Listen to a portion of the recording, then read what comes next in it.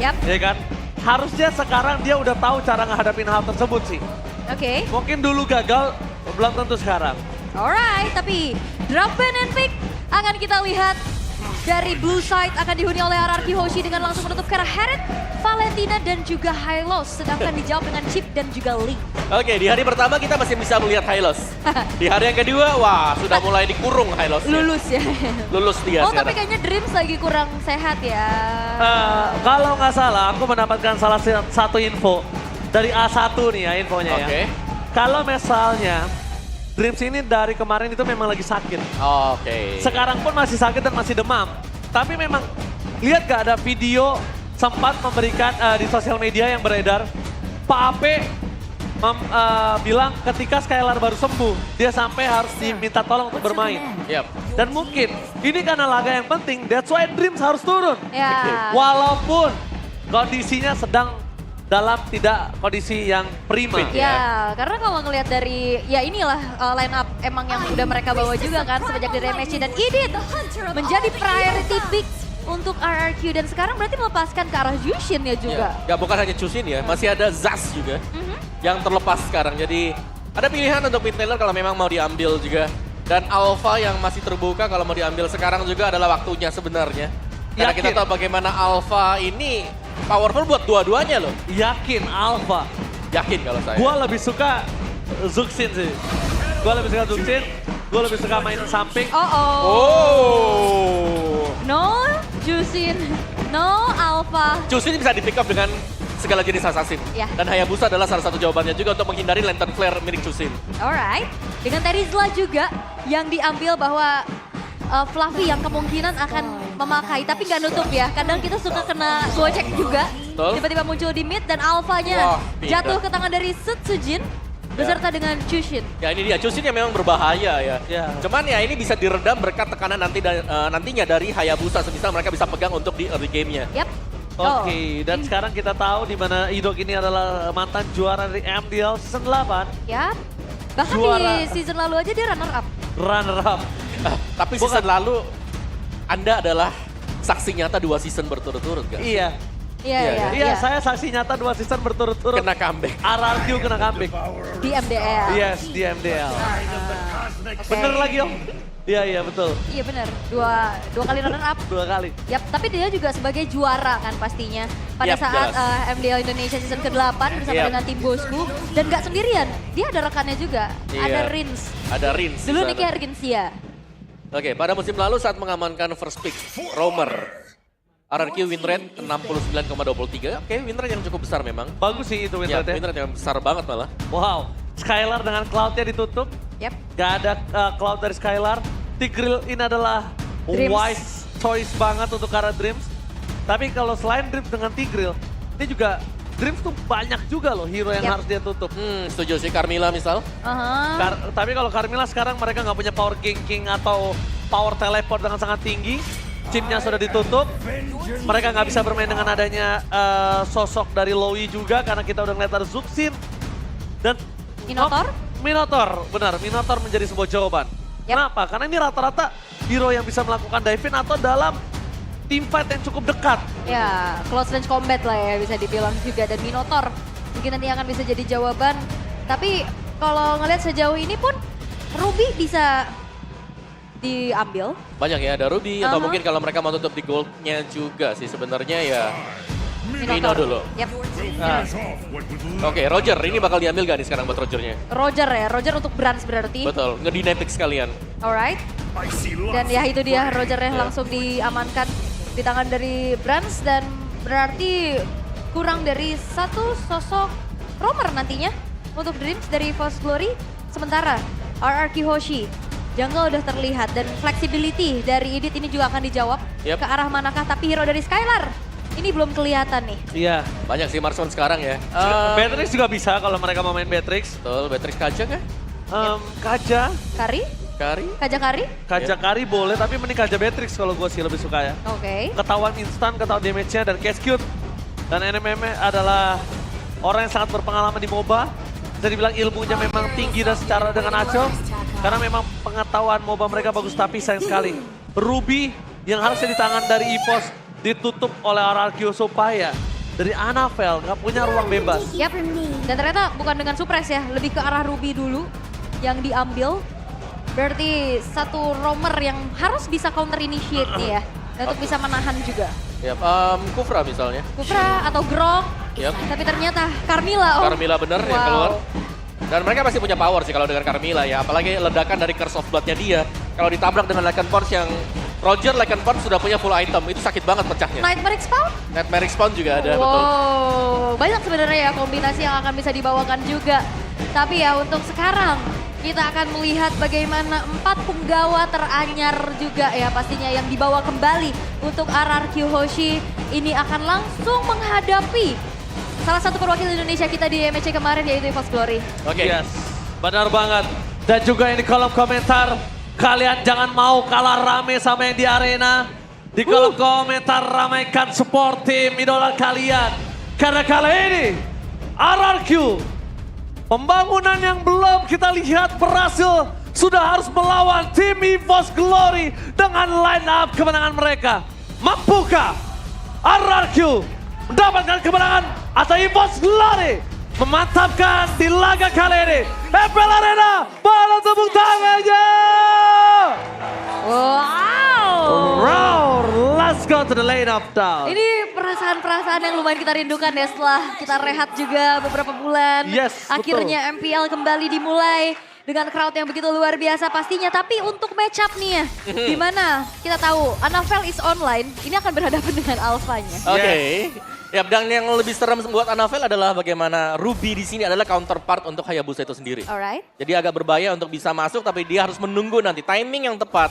Mungkin akan bisa menerobos pertahanan dari RRQ Hoshi. Ya, mungkin kalau kita ngelihat Kararinsya dan juga Ido, kita udah lihat permainannya.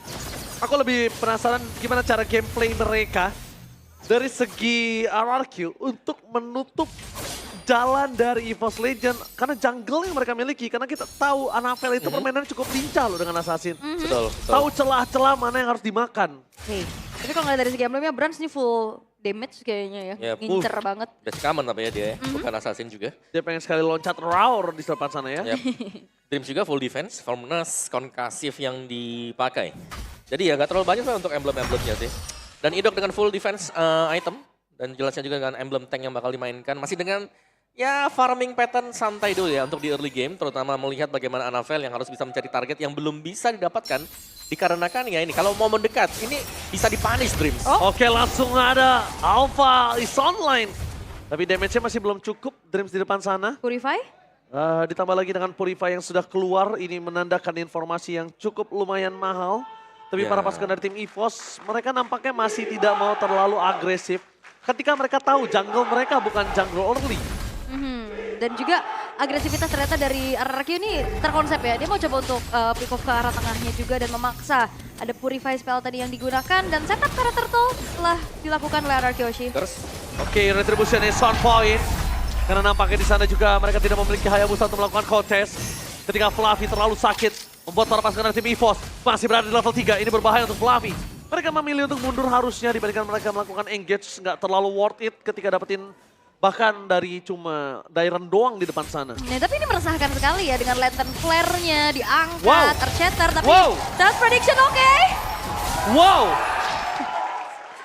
Mungkin ini adalah salah satu prediksi yang muncul ketika line up kita belum tahu siapa. Betul. Kemarin cukup mengagetkan kita, tapi ternyata dengan line up yang sekarang membuat seluruh caster bahkan bahasa Inggris menuju ke arah RRQ. Yap. Oke, ini juga ekspektasi Wow. lagi nih berarti nih ya. Oh, iya. Yang diemban. Oke. Tapi sepertinya juga kembali dari, I'm offended. I'm offended dari Cloudcon di depan sana. Kayaknya kalau untuk dipasang mendapatkan satu point kill masih tidak cukup baik. Ketika Rinsya akan coba dipasang, dapatkan first blood. Hampir di tangan Rinsya. Flicker for defensive. Membawa pasukan tim EVOS Glory. Mereka yang hampir mendapatkan keuntungan. wow, itu luar biasa juga sebenarnya respon yang bisa diberikan ya dari EVOS Glory. Wah, dua-duanya pakai Anavel. Retribution from Anavel. Oke. Tapi ya bisa kita bilang tadi merespon yang manis juga ya, karena tadi Dominator dibuka di momen yang tepat sehingga tidak ada korban yang jatuh sama sekali dari kedua belah pihak. Dan untuk unggul gold masih dengan cukup tipis sekarang, dan lihat bagaimana berhati-hatinya sebenarnya untuk kedua EXP dan juga goldnya ini, karena semuanya saling bersembunyi di dalam rumput menunggu siapa yang membuka gerakan terlebih dahulu. Yap, dan juga kalau ngelihat dari mid-nya ya, Nightmare Spawn ini bisa dihancurkan dengan cukup cepat ya pakai Lantern Flare. Ya bisa dipindah ya. Dipindah juga Dipindah ya. tempat ya, Dipindah diangkat tempat. nanti. Digeser ya. Jadi gak banyak juga tadi ya momen yang bisa dilakukan untuk bisa poking damage balasan dari sisi Cloud-Kunnya. Tapi sementara di Gold Lane ini masih cukup anteng tapi Skylar unggul level. Iya, dan bisa zoning branch juga lihat tuh. Dengan di upgrade-nya untuk Speedy Light Wheel yang menjadi 10 second, membuat dia pasti cukup powerful untuk bisa nge-spam akhirnya Speedy Light Wheel. Oh, tapi lihat damage dari Warcry yang dimiliki dari seorang Brand. Membuat Skylar kali ini harus tidak boleh terlalu bersemangat mendapatkan point kill dari dirinya. Karena bisa dibalikan keadaan dengan adanya wall form. Depan sana fokus menunjukkan para sosok seorang Fluffy. Mencoba dimakan penalti Sun. Masih mendapatkan 2. Coba ditarik kembali. Dan Fluffy flicker for defensif. Memberikan informasi kalau tidak akan ada initiate ke arah backline dari tim RRQ. Oke, Fluffy memang harus pulang harusnya ya dengan flickernya juga tadi dibuka. Penalty zone gak ready. Curse of Blood. Oh, di depan sana ada Curse of Blood. Tapi nampaknya Darren langsung hilang begitu saja. Shadow Kill terbagi menjadi 2. Dan bahkan Red Remote. Roxanne Sunshine. Membalaskan kembali keadaan dari seorang Annabelle. Mencoba untuk menangkap seorang Annabelle. Dan bahkan 2 point kill didapatkan oleh EVOS. Walaupun 2 point kill, tapi bertukaran dengan jungle. Hitungan kasar memang 1,5. Tapi jungle-nya yang tumbang, Ul. Iya, dan ini cukup mahal pastinya. Apalagi juga tadi Retribution dari Sutsujin kembali on point. Membuat objektif gameplay bisa ditunjukkan nih oleh Kyoshi. Ya, jangan lupakan juga Chusin yang dipergunakan sekarang ya. Ini memberikan efek utility yang cukup panjang dan mengesalkan. Sehingga efek knock up dan juga knockdown-nya ini nge-buying time yang sangat cukup tadi untuk bisa menahan duel di area dari Turtle. Oh ini di freeze guys ini wave-nya juga. Maksa Brands-nya biar maju pastinya. Dan dari segi itemization, Hunter Strike dan juga War Axe yang berbeda dari kedua belah jungler. Ya, dari junglernya butuh sustain ya buat Arky Hoshi, sedangkan EVOS Glory mereka harus bisa mencari cara untuk memaksimalkan Hunter Strike yang sudah dipegang sekarang. Oke, tapi ini respect dari Brands. Dia lebih fokus ke arah Thunderbelt. Dia tahu dari Skylar bisa melakukan poking damage. Itu yang membuat dia selamat sampai sekarang. Dan last hit dari Brands bagus banget. Akhirnya ngebawa dia menuju ke arah Windtalker yang akhirnya nanti punya damage ketika 1-by-1 situation dengan seorang Kari. Yep. Dan juga nih dari Rogernya kayak kelihatan dia lumayan bisa kating sebenarnya di laning phase ya. Tapi kayak ditekan. Dia confident sekali dari Brands aku lihat. Dan ya kita tidak akan melihat movement untuk Brands bantu mid atau yang jauh ya. Karena dia nggak ada sepatu sama sekali tadi, langsung Thunder. Oh, no way. No way. Hayabusa sedikit diambil ke arah Pak Orange Bomb, itu bahaya banget sih. Karena daya farming dia akan berkurang 1. Kedua, waktu timing dia untuk dapetin peak powernya itu akan berkurang loh. Dan bahkan satu buah water turret secara diam-diam dan mematikan Dairon. Mendapatkan satu objektifnya di arah top lane-nya pula. Sementara tadi Amo Vended masih belum mengenai siapapun. Tapi Rins ini udah mulai kena pok balasan ya. Nightmare Spawn udah mulai meresahkan. Ya, dan kita masih melihat ya bagaimana Cloud-Kun juga bisa menjaga diri dia di bagian belakang nih. Jadi belum bisa disentuh sama sekali untuk Cloud-Kunnya, dan bahkan dia bisa memberikan info zoning lawannya juga, apalagi dengan Dominator mode nanti.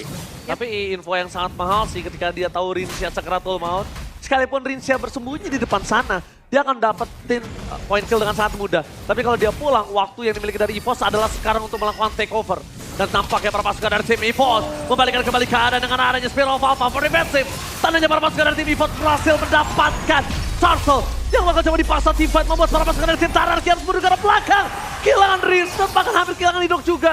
Annabelle berhasil mundur karena pilihan dari Sutsujin adalah mendapatkan point kill dibalaskan dengan adanya Turtle. Yap, dan sebenarnya kalau ngeliat dari kedua belah gold laner ini masih belum ikut fight ya.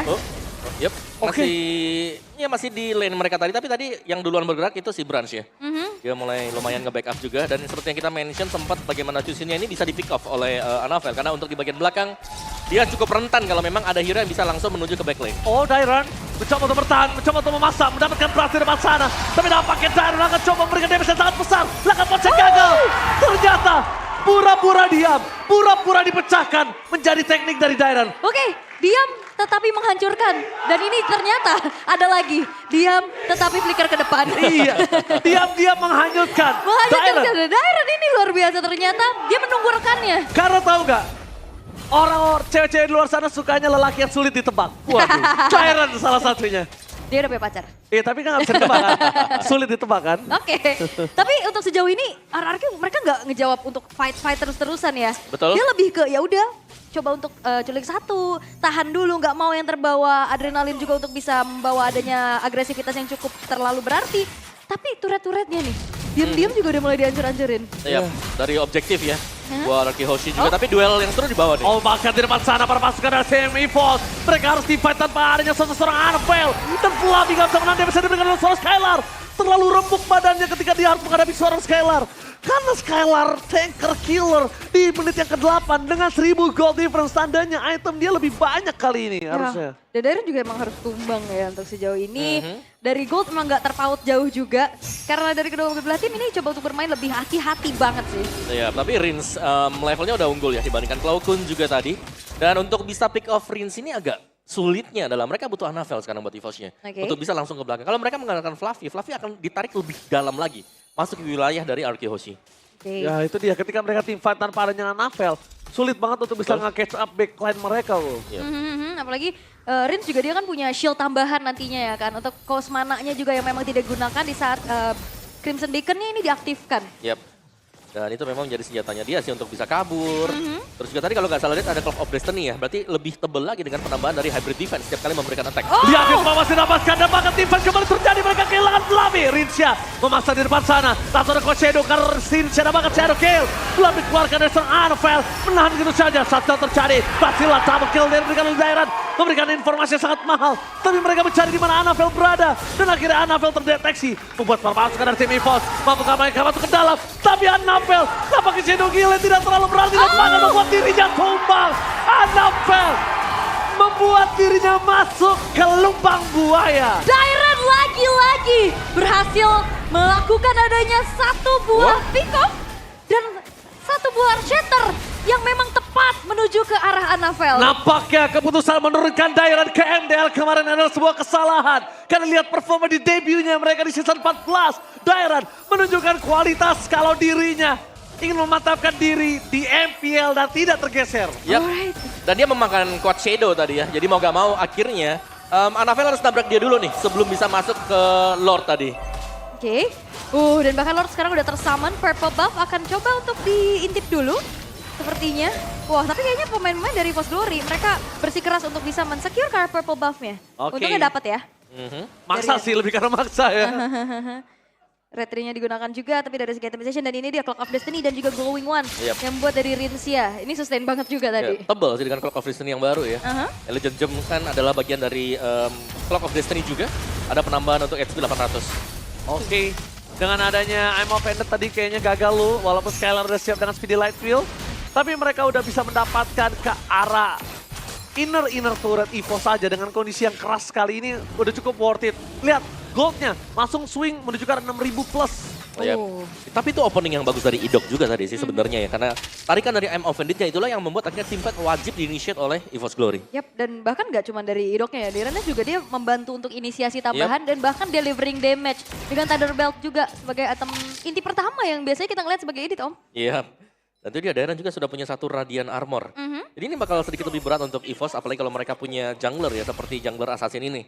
Yang bakal ditabrak siapa dulu sekarang? Target dia adalah Rins, dan Rins sudah punya Winter Crown. Akan semakin sulit untuk bisa menangkap langsung ke belakang, dan ini akan membuang source kill dari Shadow Kill yang dimiliki oleh Anavel. Ya, dia akan membuang Shadow Kill, dia masuk dengan Quad Shadow-nya. Kondisi terbaik adalah Rinsya selamat dan ada comeback dari tim RRQ. Kondisi terburuknya adalah, oh my god, apa beda? Westlaker berhasil mendapatkan Fluffy menjadi target utama dengan adanya Alpha di depan sana. Shadow Kill terbagi tapi Dairon dengan sangat instan berhasil memakan Karen Grace. Anavel terperangkap, gak ada jalan untuk pulang. Membuat para tapas sekadar EVOS ditabrak masuk sampai ke kandang. Tapi mereka terlalu dini untuk maju ke depan dan Susujin melakukan tahan badan untuk Rins supaya dia bisa mundur ke arah belakang. EVOS diacak-acak dengan line up kemenangan mereka. Oke, dan Idok lagi-lagi berhasil untuk bisa mendapatkan momentum dengan Ammo Pendant Flicker yang begitu baik. Fokus ke arah turret dari seorang Dairon dan juga kawan-kawan. Nampaknya menjadi pilihan, that's why mereka mau all in dengan Flicker. That's why mereka mau tahu siapa belakang yang akan coba dimakan. Dan benar juga sih, dari Branch yang tertahan ya dari tadi. Kita lihat levelnya mungkin hampir sama, tapi sekarang sangat-sangat menjauh sekali. Skylar yang sudah sangat aktif juga, yang setiap kali dia join dari tim 5-nya. Ini selalu akan bisa dimenangkan kalau memang I'm Offended juga kena. Dan tadi terbukti bagaimana tarikan I'm Offended yang sekali lagi di-initiate oleh Idok mendatangkan satu buah momentum kemenangan. Yap, dan momentum yang harusnya memang diciptakan sama EVOS Glory dengan adanya Fluffy, ini susah banget. Ini bakal rontok banget di tangan Skylar, dipegang juga sama Idok dan Dairon. Spear of Alpha, tiba-tiba berhasil mendapatkan Fluffy kembali. 2 poin kill yang sama dari para pasukan tim EVOS. Mereka memasang Drift dan hilang tanpa ada alasan apapun. Cloud9 tidak akan bisa selamat. Membuat para pasukan dari EVOS termundur ke belakang dan merelakan Lord. di tangan dari tim RRQ. Tapi nampaknya RRQ tidak akan melihat kalau Lord menjadi sebuah jawaban. Mereka memilih untuk melakukan endgame. Tapi ternyata nampaknya para pasukan dari tim RRQ terpecah menjadi 3 bagian. Ada yang ke arah bottom lane, ada yang di arah mid lane, dan bahkan ada di arah jungle. Menuju ke arah Lord juga. Solo Lord ya yang dilakukan juga membuat dari EVOS Glory gak bisa keluar. 2 pemain tersisa kali ini, tapi wave perlahan udah mulai masuk. Oke, mereka coba untuk memasang menuju ke arah endgame. Endgame? Tapi bahkan ini bencana! Mereka tiba-tiba melakukan endgame. Mereka memaksakan keadaan kepada sang raja. Berhasil membuat EVOS Glory terdiam di depan base-nya sendiri. What, dan ini dia RRQ Hoshi yang berhasil untuk bisa mendapatkan kemenangan di game yang pertama Derby Klasik ke-32 menghadapi satu rivalitas yang cukup juga sentimental, tapi ternyata awalnya perlahan tapi diam-diam mematikan. Iya. Itu langsung nabrak cepet loh ke atas tadi. Tapi gini, bayangkan mereka aja itu siapin plan kalau gagal endgame. Mereka aja nggak expect kalau endgame. Iya, ada Lord, Ada Lord, ada lane atas. ada lane atas, lane bawah sama mid. Mereka nggak siap untuk endgame. Apalagi kita. Mereka nggak siap untuk endgame. That's why mereka butuh tim, tapi ternyata ketika Skylar bisa. Bisa. Dan ternyata fokus ya dengan attack speed yang cukup tinggi juga. Akhirnya 2 pemain dari EVOS Glory tidak bisa melakukan defensif lebih lagi. Yap, Dan ternyata selesai. langsung ya. Di execute, tapi mereka punya banyak, itu dia tadi backup plan ya. Dari Lordnya yang memang bisa diyakinkan akan bisa didapatkan oleh Sutsuki juga meskipun dia lagi solo. Yang nge-push tree line juga ada akhirnya. Yang nganterin buat masuk wave minion masih ada 3 pemain di sana. Dan Rins bersama dengan Idok, ini menurutku menjadi roda penggerak yang luar biasa kali ini. Setuju banget sih, dari juga memang memenangkan MDL. Dibawa ke satu tim yang sama. Ternyata. Dan inisiasinya itu loh, Idok. Tapi jujur, kalau misalnya kalian sadar, Sutsuji tuh punya power insting yang kuat. Raternya bagus banget juga. Pertama ratingnya bagus, kedua dia tahu dia bisa numbangin Fluffy. Dia selalu ngebuka badan duluan, dia pakai alpha, dia tahu Fluffy sekeras itu. That's why dia berani pakai alpha untuk bisa dapetin Fluffy karena dia punya pertama Skylar dengan Kari, dia punya dirinya dengan alpha. Yang memastikan Fluffy gak bisa bertahan lebih dari 510 detik. Dan benar-benar terjadi, alpha ya. merontokkan dan Kari merontokkan. Fluffy jadi bulan-bulanan warga di sana. Karena dia jalan kaki kan. Soalnya inisiasinya banyak banget. Nih, Idoknya. ini Idok sih.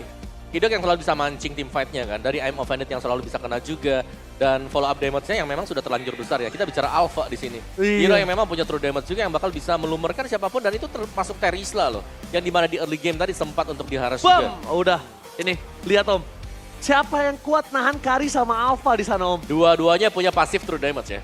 Yang satu punya beta ya kan. Yang satu 4 kali pecah nanti jadi true damage juga. Itu banjir true damage gak sih? Sangat-sangat banjir. Banjir true damage. Oke. Cukup mengagetkan ya, banyak serangan-serangan kejut. Ini dia sosok dari Idok yang naik ya ke RRQ Hoshi.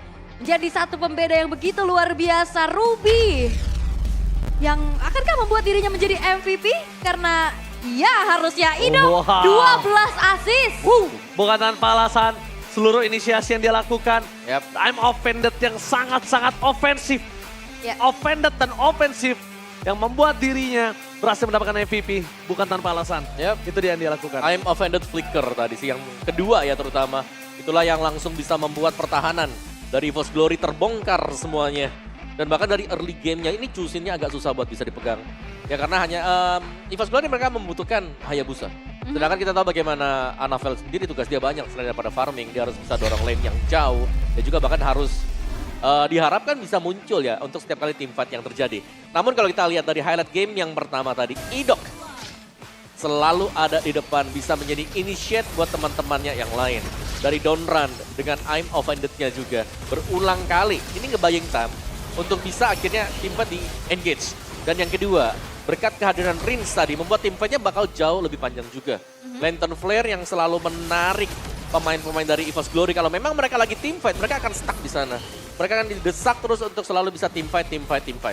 Nah ini dia, ini yang paling... Kaget ya. Wah, itu pun bahkan dengan tumbangnya Fluffy yang memang cukup tebel di sana, siapa lagi yang bisa nahan akhirnya? Sudah gak ada yang bisa nahan, dan bahkan sekelas dari Nightmare Spawn juga, ini udah gak bisa ngapa-ngapain akhirnya.